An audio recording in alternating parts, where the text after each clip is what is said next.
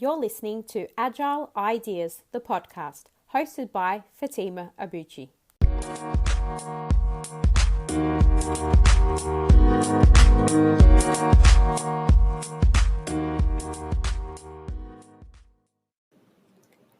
Episode 33, Setting Up and Managing Your Own Podcast.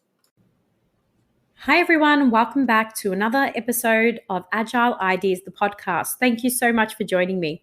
Before we get started, I'd just like to say that if you're not having a good day, please know that there is help out there. Now, let's get into it. So the podcast world is absolutely exploding. There has been such a large volume of podcasts created in 2019 alone, let alone number of podcasts and podcast episodes that have absolutely been skyrocketing. In fact, in the last year alone, studies show that there's been 51% of the US population alone has listened to a podcast. 49% of people listen to podcasts at home, and 22% of people listen to podcasts in a car. Podcast listeners, on average, listen to all or most of each podcast episode that they sign up to or that they find. 56% of men and 44% of women. And the increase in the podcast statistics is ridiculous. I know I'm giving you statistics from US, but US is the biggest podcast market in the world. So I thought that I would share a little bit more about that. Now, interestingly, I did set up a podcast last year in 2019 and was very impressed with myself to know that I managed to get out 22 episodes of podcasts. That is ridiculous. Actually, no. This is an unedited podcast, so I'm going to go back a step and tell you that it's actually 32 episodes. I've cut myself short by 10 because I did release a global white paper series that was about 9 episodes. So 32 podcasts in 2019, but before I got there, I had to figure out how the hell do you set up a podcast? And so I have been seeing this question floating around by a few people in different circles and networks, and I figured it's so much fun setting up and running a podcast. Well, maybe not the setting up part, but running one. So I figured I will run a podcast episode, this one, to tell you all the things that you need to know about setting up a podcast. And if you get in touch with me, then I will also send you a little bit of an instruction manual that we've created internally in our business that you can copy and use as well. But you must be following me on LinkedIn and contacting me through there to get that. So a few more statistics before we get into the detail around podcasts. The state of podcasting itself in terms of listeners, the biggest amount of listeners in terms of the podcast itself in the month of December for 2019 was South Korea. And that was 58%. It's really, really high. The number of people in Australia listening to podcasts has grown significantly as well. And overall, in terms of the number of podcast listeners, they are much more active on every social media channel. 94% are active on at least one versus 81%. And podcast listeners are more likely to follow the companies and the brands that are on social media after they've listened to them on podcasts. And they're more likely to subscribe to Netflix or Amazon Prime, meaning they are less likely to be exposed to TV advertising. So here are just some interesting things that I've learned in my research leading up to this episode. But now let's get into the good stuff and talk about how we go about setting up a podcast. Now, first things first, what you need to know is what are you going to talk about? So when you have got an idea, that's probably a good start. you should really have a think about what kind of podcast you're going to do, because once you have figured out what you want to talk about, now you don't have to necessarily have one single topic. For example, in the podcast that I am doing, you'll notice that every time I release a podcast that it does change. So I like to share different ideas and thoughts. And this year, we're going to be sharing a lot more content collaboratively with other special guests who will be interviewed by myself on this podcast. But it's really important to think about, what do you love to talk about? What are you really good at? Maybe you want to do a podcast about gardening, or maybe you want to do a podcast about moving from being an employee to running your own business. Or maybe you can spend all day talking about relationships, or maybe you can spend all day talking about science. Whatever it is that you think of and that you enjoy talking about. I will recommend, though, when you come up with a topic, if you are focusing on a particular area, think about how you can niche down in that topic area so that you can reach a specific audience. With podcasts, it's not ideal, just like in business, to try to reach everyone, because then it won't be enjoyable for everyone, or for anyone rather. So I recommend write down a list of topics and think about, maybe 5, and then narrow it down to maybe top 2 or 3 that you think you could talk about for a really long time. On average, podcasts themselves, episodes-wise, I think for most podcasts, that on average don't get past, I think, 6 or 10 episodes. And so to really get it past that mark is really hard. It does take a lot of time. One idea that I would recommend is to get, once you've got your podcast set up, is to do something I call as batching. So set up a day or a day off or a weekend or something, and just record multiple back-to-back episodes until your voice hurts and you can't do anymore. And then that way you've got weeks or days to release them. Now, once you've got your topic, you need to think about a name, and you also need to think about the format and the length of each episode. So what I did is, when I came up with my topic, I knew that I wanted to share new ideas and different ways of thinking about things. So hence Agile being part of our business name, Agile Management Office, which you can find us online and follow us. But Agile ideas came from the desire for me to share some thoughts and feelings and opinions and ideas. And so I wanted to inspire, inform, and educate people as best as I can. I felt that the episode length of 15 to 30 minutes would be ideal, because that's what I enjoy when I listen to podcasts, because I don't generally have much more time than that to sit down and listen to a really long one. And I like to kind of get the podcast done and listen to all at once on the way to work, driving, etc. Once you have got your name, think about your description. So your description is important, because if people find your podcast online, your podcast itself may not necessarily be something that people can know what it's about just by the name. For example, Agile Ideas doesn't really tell you what it's about. So a description is handy. That's always important. And also you can change your description, if you evolve and grow. But once you come up with a podcast name, and really once you pick your cover photo on your podcast, you really shouldn't change them so much, because it gives continuity and familiarity as well. So you've got your topic, you've got your name, you've figured out your format and the length that you're going to do it in, and a description. Then you need to write a introduction and an intro and outro. The intro is to help people to understand what your podcast is about. It's your introduction. That might actually be something that is either done by someone else, so you can hire someone on Airtasker or Fiverr or Upwork to do it, or you can record it yourself. At the moment, I've just been doing that myself. But your intro script usually is your podcast name, your episode number, the title.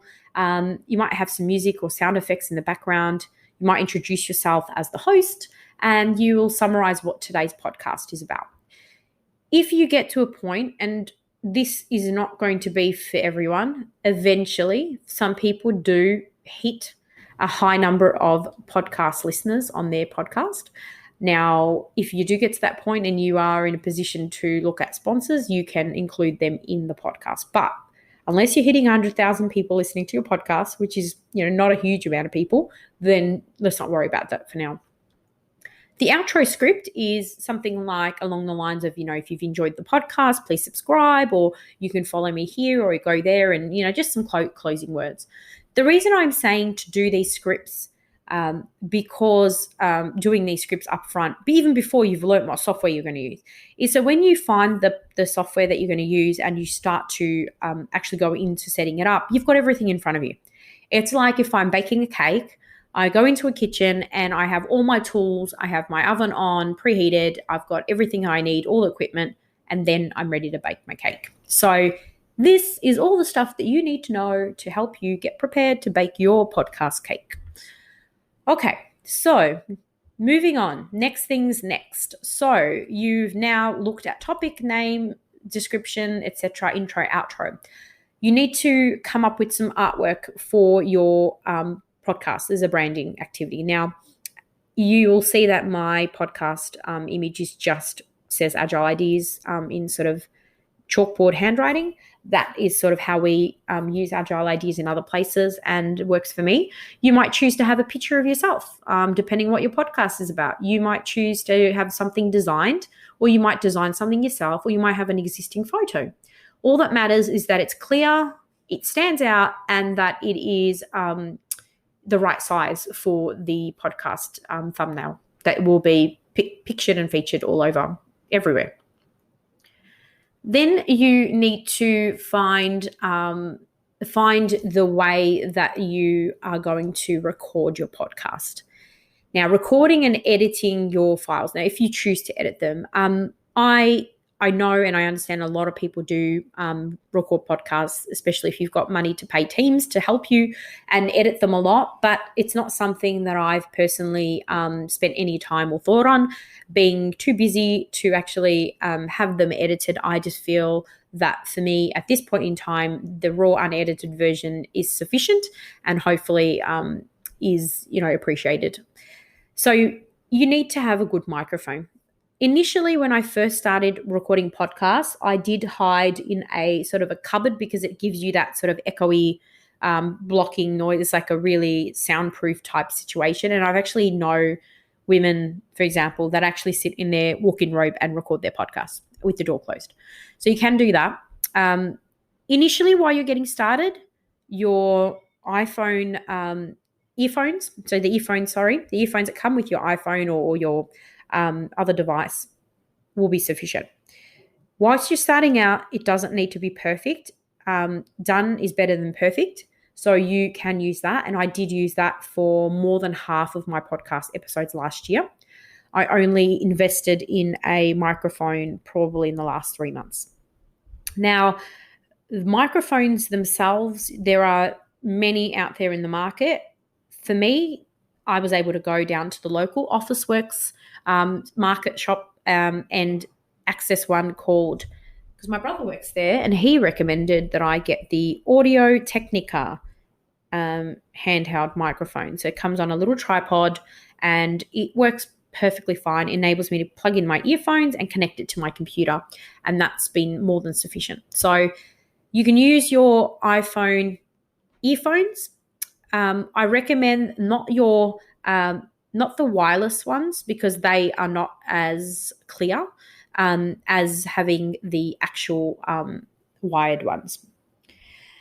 Then, once you've got that sorted, you need to think about where you are going to host your podcast. Now, I don't have enough background in all the different software and tools out there to tell you which one to use to tell you all the ones that are out there in the market.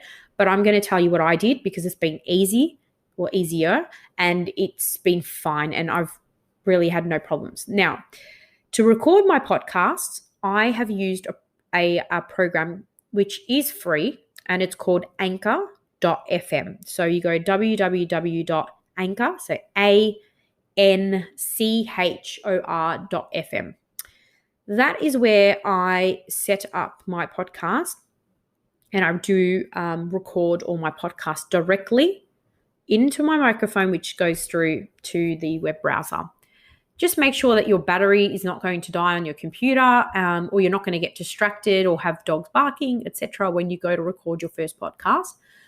Now, when you go into Anchor FM and you go to set up your podcast, you will find that you can set up your profile on there, and it's quite easy to do, to be honest. You just go to settings and you just add all your information, and you'll find that once you've set it all up, it will be easy. There's 4 features within the Anchor FM podcast system. Record, where you directly record your podcast, which is exactly what I'm doing right now. You've got the opportunity to add recordings and save them in what they call a library. And then you've got something called transitions as well, where, for example, there is pre-selected audio clips that enable you to put the music at the start and the beginning and the middle of your podcast episode.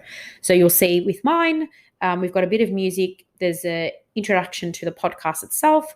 There's a bit of music. Then there's the episode detail. Then it's the podcast, and then it ends with more music.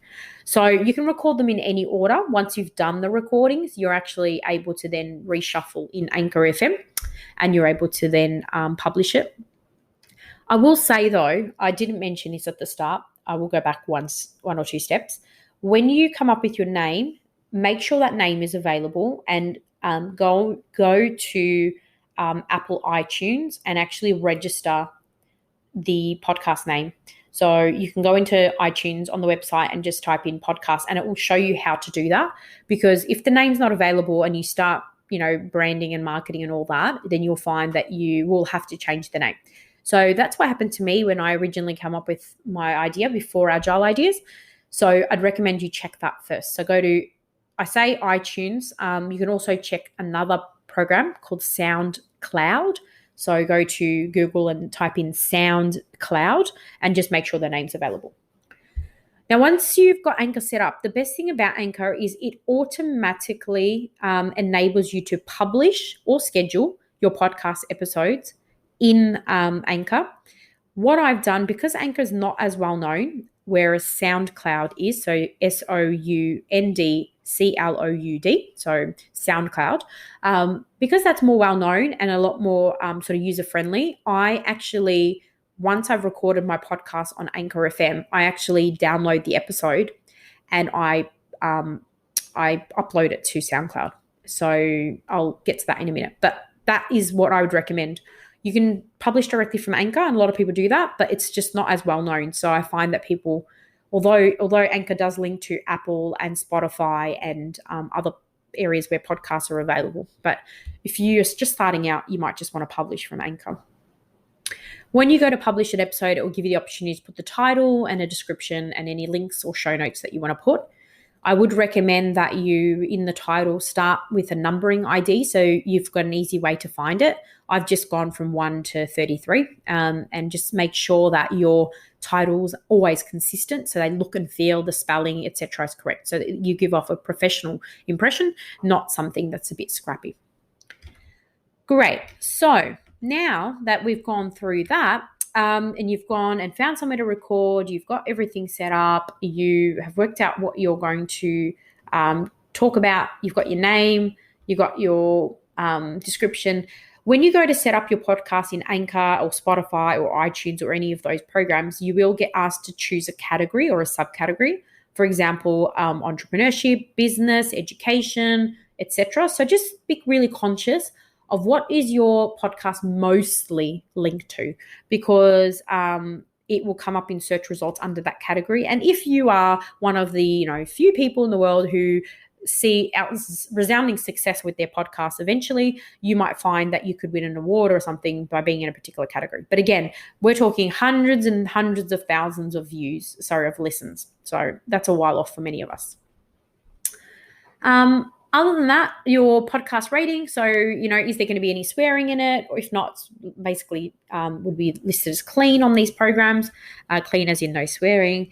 And I would also recommend that if you don't already have a domain, which is a website, that you have the domain for your podcast as well. So I'd recommend that you look into that. So if you don't have it, that you actually do secure it. And that's the main things that you need to know about getting set up.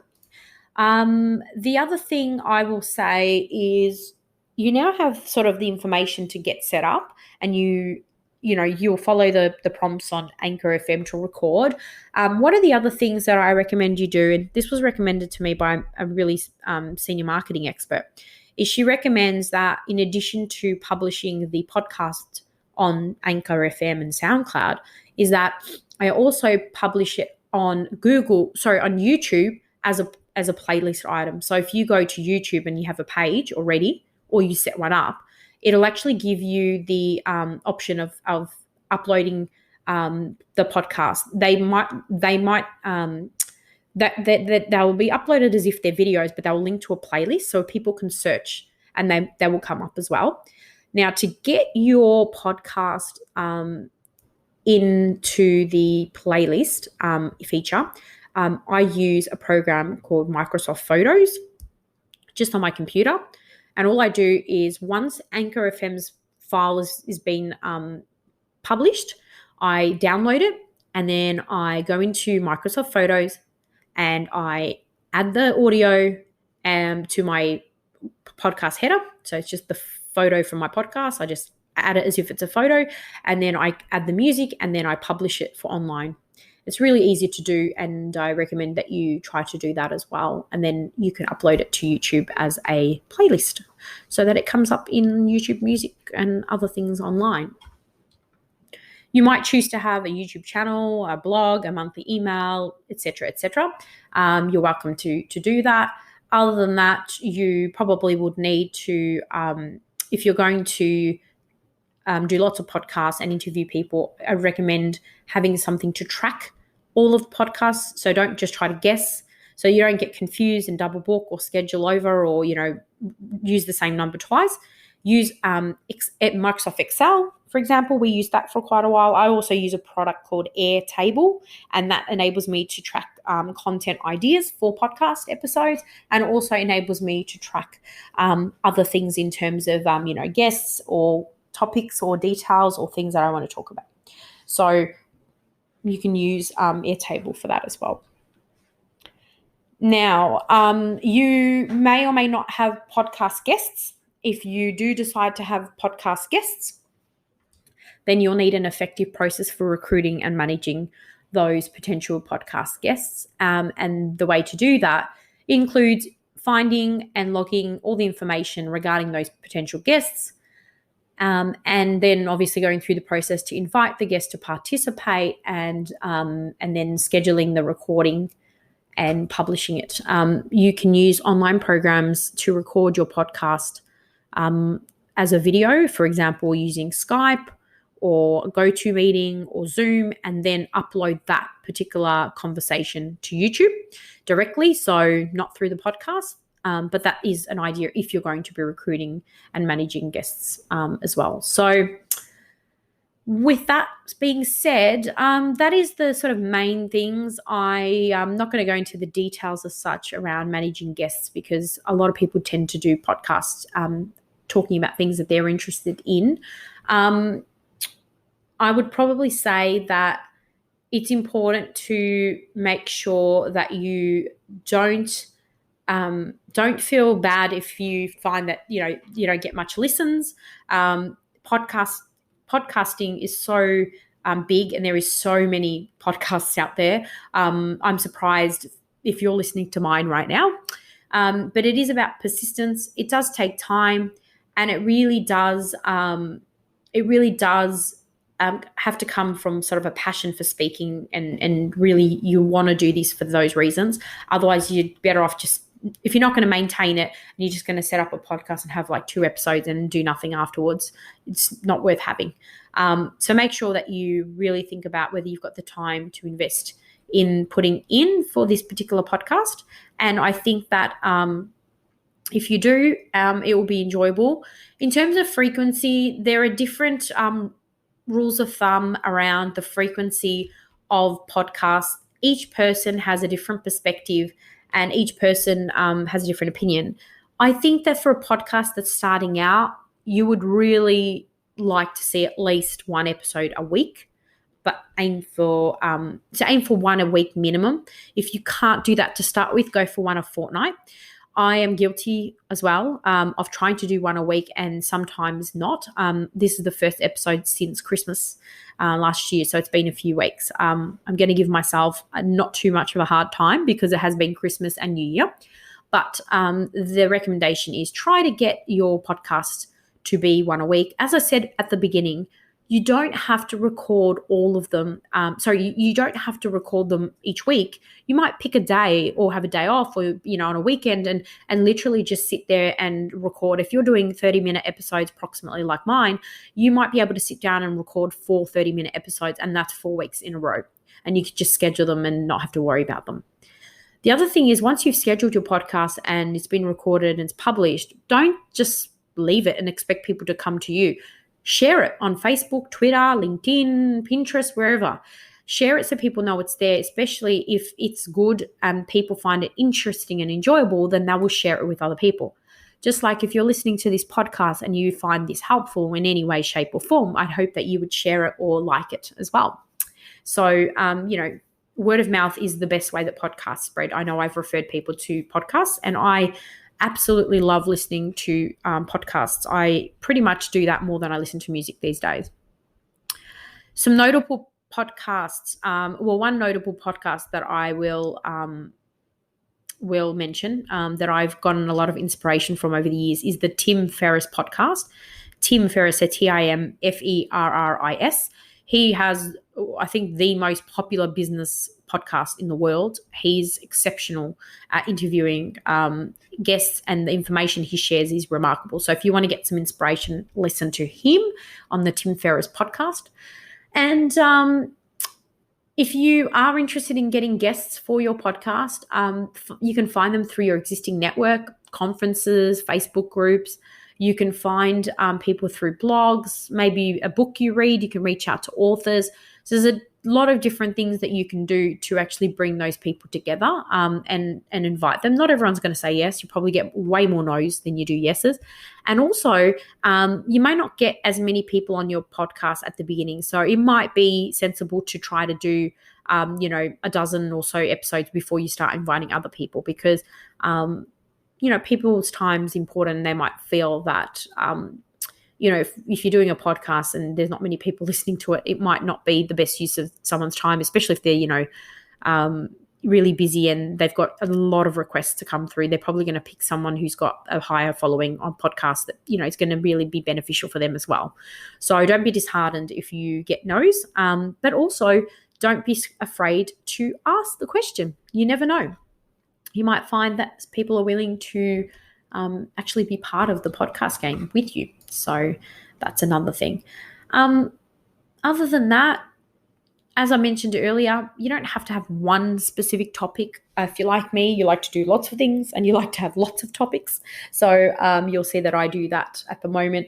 And I do hope that you have enjoyed this podcast. I decided to do it really sporadically because I've been part of a networking group for women, and there's quite a lot of women in that group, and I constantly see this as a question. And rather than emailing individually, I just thought it would be easier to actually record this and share it, and hopefully it's helpful. So just to recap, get all the information you need to together to be prepared. Check that there is the name and the domain available for your podcast name, whether it's your personal name or it's a program name, whatever you want to call it. Then work out if you're going to interview people or if you're just going to start off recording yourself. Find a time to schedule. You can record in a walk-in robe or in a private room or just somewhere where it's quiet.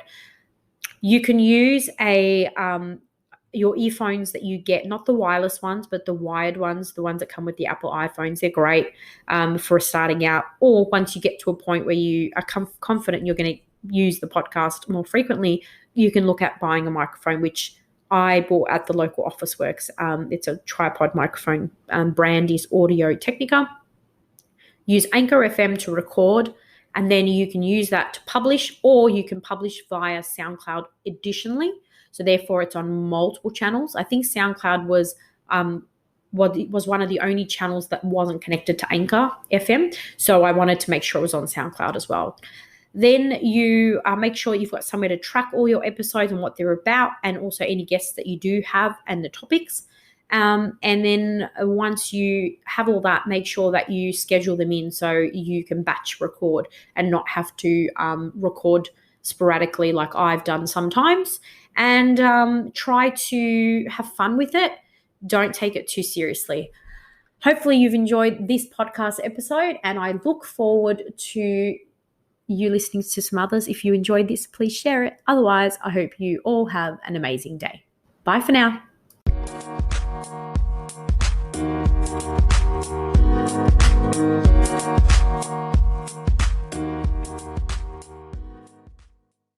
The podcast you just heard was made using Anchor. Ever thought about making your own podcast? Anchor makes it really easy for anyone to get started. It's a one-stop shop for recording, hosting, and distributing podcasts. Best of all, it's 100% free. Sign up now at anchor.fm/new. That's anchor.fm/new to get started.